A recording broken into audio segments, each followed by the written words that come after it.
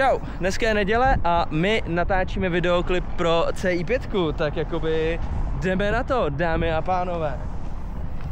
Čekuj, otočku.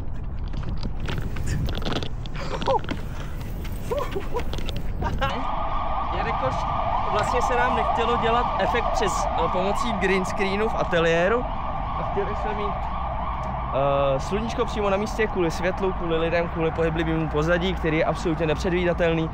Tak jsme si vzali běhací pás ven a k tomu powerbanku píchneme a může Honza jít cvištět. Život je party, jak by řekl Dan Nekonečný. Ale ono si na to člověk pak už zvykne. Nejhorší je ten začátek. Pak už tě to i začne bavit, jako jo. Ale tohle je vždycky jako musí to být. Kámo, to je boží. Můžeme zrychlit? Anyway, Honzo, už si stihnul spálit 2 kalorie, takže nejenom, že budeš mít super hezký záběry, ale budeš mít jako i formu, ale na léto. Na konci. Ta zasraná cesta je všem to tklí, nekopíruju ostatní, já mám to svý. Všechno jen tak sundej, brýle růžový, jeden den roku je stage, druhý den v katedrále čtení, a kdo bude poslední, bude první, a kdo bude první, bude poslední. Jak se ti tam stojí? Vypadáš jak kdyby si se načítal. My name is Dardanella. I'm here. Jdeme dělat poďáku. Pozor, ať nás nezajede auto. Jdeme dělat. Teď jdeme natáčet tebe, jak tě srazí auto a přiděláme kameru na střechu. A vlastně bude to dělat s těma nálepkama. Tady máme samolepky na auto. Ne, máme tam ty přísavky. Jiný, mám menší. Ale je to jakoby úplně stejný princip. Takže to bude úplně stejný, jenom opláchneme tu kapotu a vystřídali jsme nový fáro, no. Prostě za lepší, ty vole, tuning, ale tady. Bezpečnější. Jako nádechy, ty vole, plus 20 koní. Ty vole, to je kára. Já už jsem úplně zapomněl, jak se v tom sedí. Tady prostě každý jakoby muž by měl mít takovýto druhý odstavený auto, někdy úplně v prdeli, kde jakoby to auto jenom zabírá místo ostatním, co tady bydlí. Koženka, custom práce, ty vole. Ty vole, už cítím ty koníky, jak se plaší, jak už se nemůžou dočkat, až se vyvětraj. Vůbec nefunguje. Je to facha, no.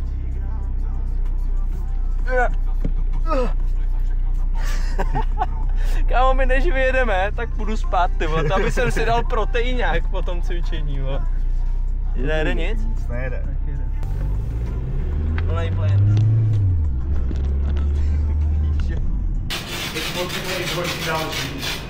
Mám za třetí pěnu. Chce. Pěna ještě, vole. Já dám tu pajicku tomu bezďáku. Teď si ho najdu a vezmu můj.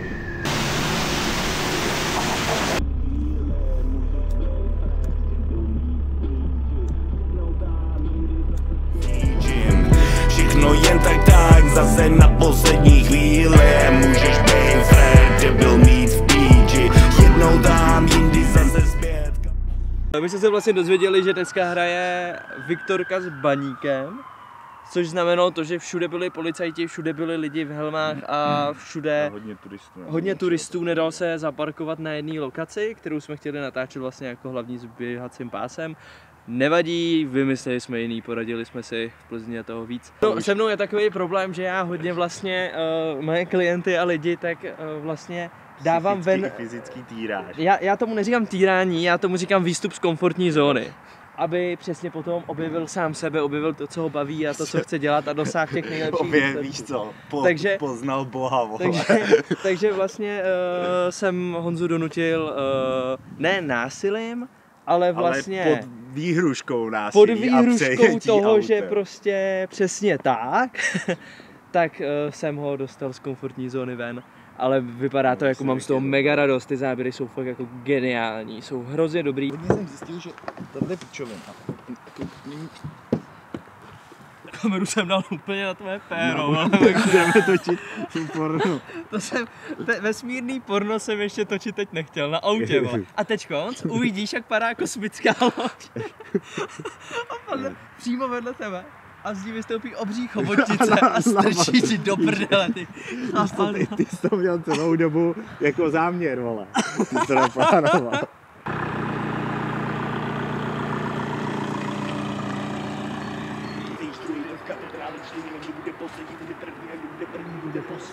Jsme teď natočenou první minutu. První minutu klipu, ale vypadá to fakt jako libově. Jako, bude to skvělý, ty vole, fakt mám z toho takovou tu dětskou radost. A možná to je právě dobře, že kdybychom začínali třeba tou svatbou mezi těma lidma, tak vlastně ani jako ty to ještě jako nevidíš to, nefíluješ to a už skočíš do toho nejtěžší. No jasný, jo. Takhle se člověk rozehře. My to nejtěžší máme tak v tom středu, no a pak máme ještě dotáčky takže budeme vás kontaktovat v následujícím zbytku měsíce. Dámy a pánové, je to tady. Druhý den natáčení pro CI5 a momentálně to vypadá tak, že z 50 lidí, co bylo ve skupině, tak to lajkovalo anketu nakonec týden předtím, že jich přijde 12. A z těch 12 se 3 omluvili. Každopádně druhá věc, prší nám, takže bude fun.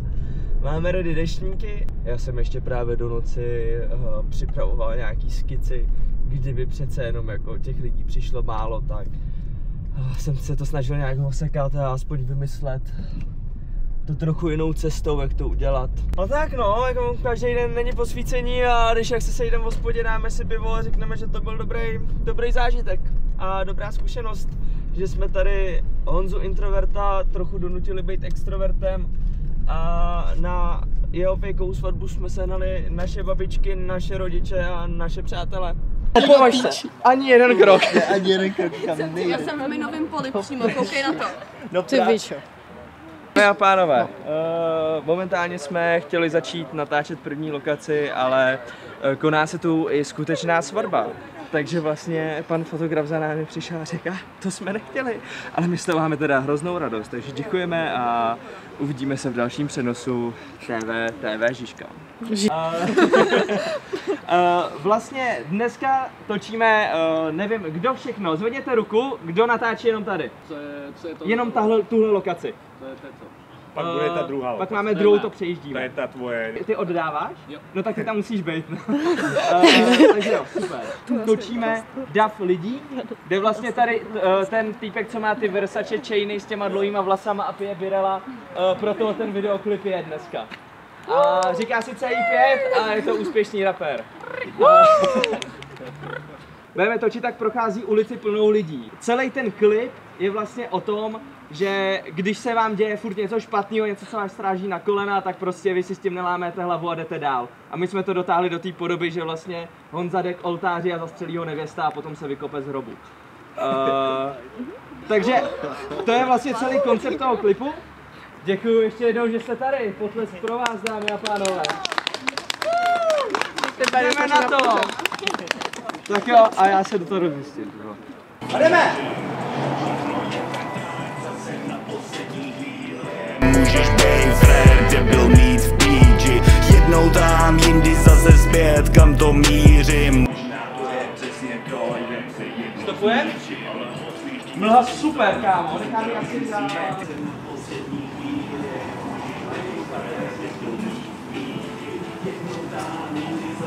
Jak se máte?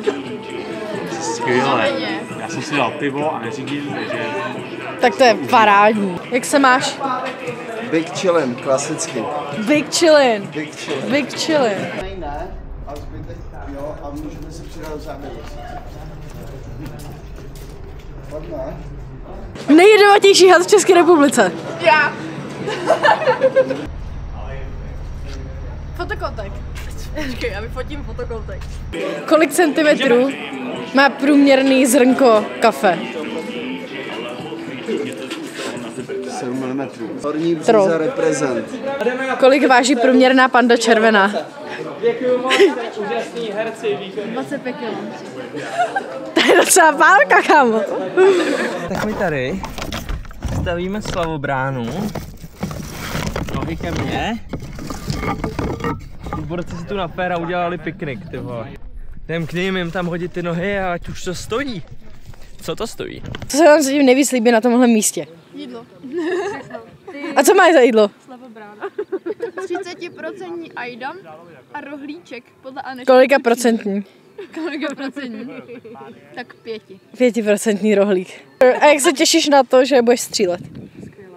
Už se na to psychicky připravuju. Kolik si toho vypil, Baška? Ty kráva. Ty pičo. Ale bacha, zrovna jede auto, jo, tamhle, tak dávejte bacha na ty auta akorát. Ne, to nikam nelítá, to Ne?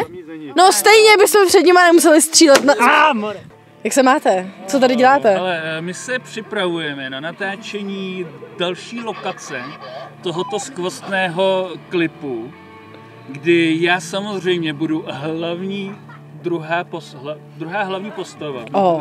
Je nám dneska velice přáno jak počasím, tak komparzem je spoustu lidí. It's dog. It's a dog. Oh my god. Ty vole, Slavobrána. Založíme seroučkou. V pohodě, děláme to každý den.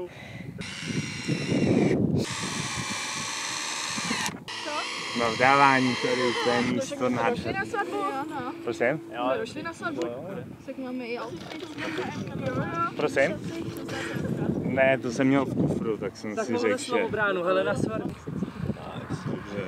Jsem nervózní, nevím, to, koho si beru, tak jsem viděl až dneska. Já mám rád takový... Hej, to má pufík.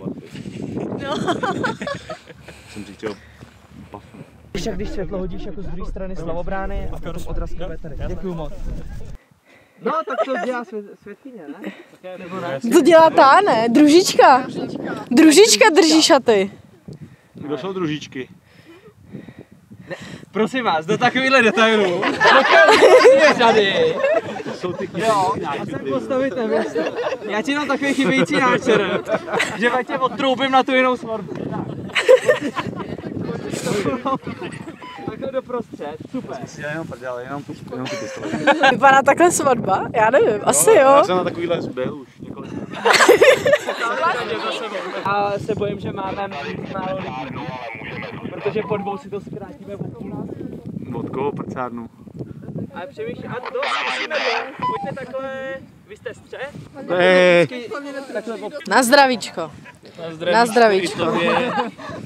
Dneska jsme se tady sešli u krásné příležitosti. Fejková svatba, hodně chlastů, málo svatebčanů. Je nám dneska velice přáno jak počasím, tak komparzem je spoustu lidí. Ale nikdo se netvařte, že máme zima. Ale velký statek si rozbil. On to opravdu trochu Se manifestujeme teplo.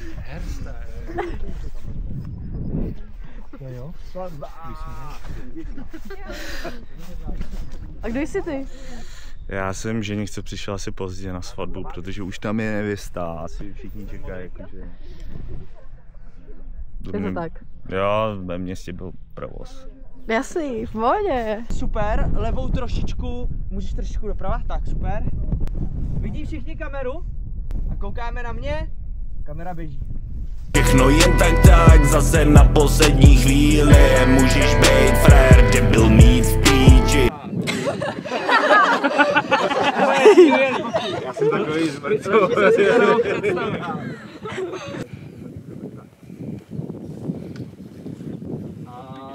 Musíme jít vodostu malé. Tak ale tak je To je dobrý. A ty má vyvěšený, jo? Jo? Pojďme ještě jednou, ale dobrý. Aby do toho zakopali jabko.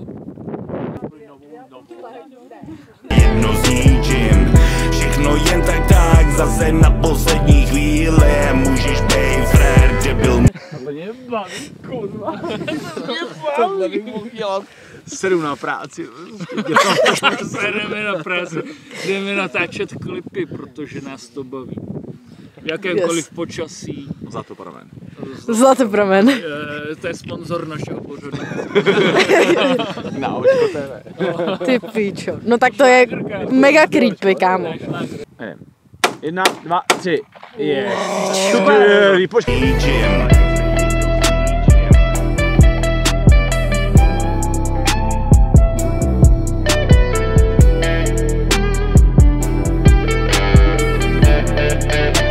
Tak jo, máme dotočeno.